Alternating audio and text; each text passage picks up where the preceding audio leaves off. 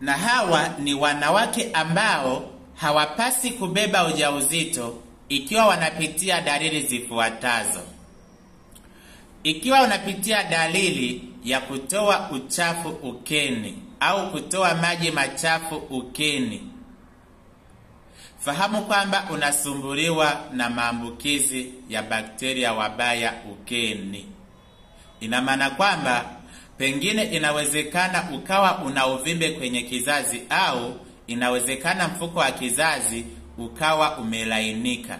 Hivyo basi, hata ikitokea umebeba ujauzito, hii mimba ni rahisi sana kutoka. Jambo la pili, ikiwa unasumbuliwa na hormonal imbalance, mvurugiko wa homoni, usijiandae kubeba ujauzito, kwa sababu ni pale ambapo unakuwa unapata hedhi nzito au unapata hedhi kwa muda mrefu sana. Wakati mwingine unachelewa sana kupata hedhi, kuanzia miezi 3 na kuendelea, lakini pia unapata maumivu makali wakati wa hedhi. Fahamu kwamba itakuwa ni ngumu sana kushika ujauzito, kwa sababu ikiwa unapitia dalili hizi, mbegu za kiume zinapokuja ni rahisi sana kuuawa na kutolewa nje mara moja. Lakini pia ni rahisi sana mimba kutungishwa nje ya mfuko wa kizazi. Ina maana kwamba kushika ujauzito kwako itakuwa ni ngumu sana.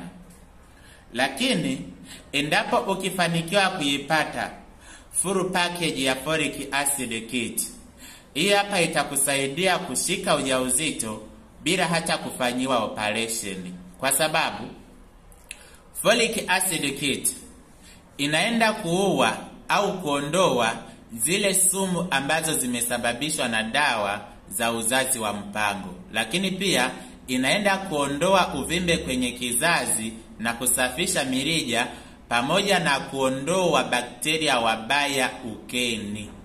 Lakini pia folic acid kit ina uwezo wa kuzalisha mayai bora na kuyakomaza pamoja na kuyapevusha.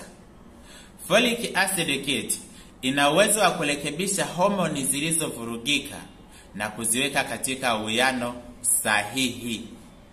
Folic acid kit ukiitumia vizuri, inakupa chance ya kushika ujauzito wa watoto wawili mapacha.